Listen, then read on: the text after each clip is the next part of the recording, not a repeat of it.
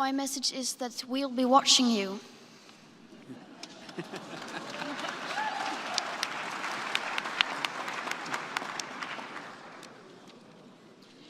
This is all wrong. I shouldn't be up here. I should be back in school on the other side of the ocean. Yet you all come to us young people for hope. How dare you? You have stolen my dreams and my childhood with your empty words, and yet I'm one of the lucky ones. People are suffering, people are dying, entire ecosystems are collapsing. We are in the beginning of a mass extinction, and all you can talk about is money and fairy tales of eternal economic growth. How dare you?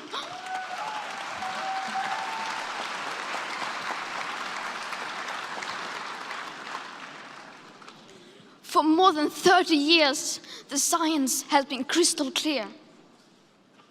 How dare you continue to look away and come here saying that you're doing enough when the politics and solutions needed are still nowhere in sight?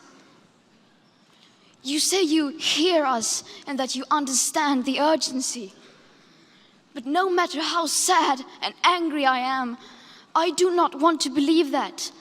Because if you really understood the situation and still kept on failing to act, then you would be evil, and that I refuse to believe.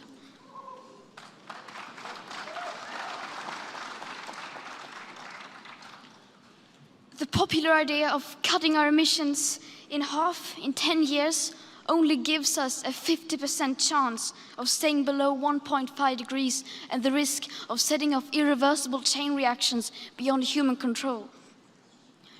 50% may be acceptable to you, but those numbers do not include tipping points, most feedback loops, additional warming hidden by toxic air pollution, or the aspects of equity and climate justice. They also rely on my generation sucking hundreds of billions of tons of your CO2 out of the air with technologies that barely exist. So a 50% risk is simply not acceptable to us, we who have to live with the consequences. To have a 67% chance of staying below a 1.5 degrees of global temperature rise, the best odds given by the IPCC, the world had 420 gigatons of CO2 left to emit back on January 1st, 2018. Today, that figure is already down to less than 350 gigatons. How dare you pretend that this can be solved with just business as usual and some technical solutions? With today's emissions levels, that remaining CO2 budget will be entirely gone within less than 8.5 years.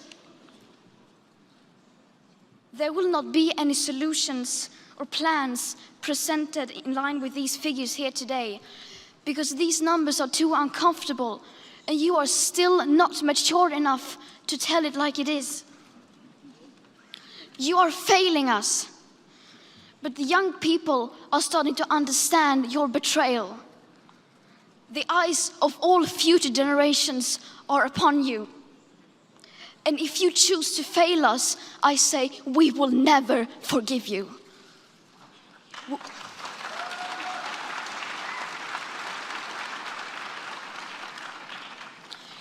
We will not let you get away with this. Right here, right now, is where we draw the line. The world is waking up, and change is coming whether you like it or not. Thank you.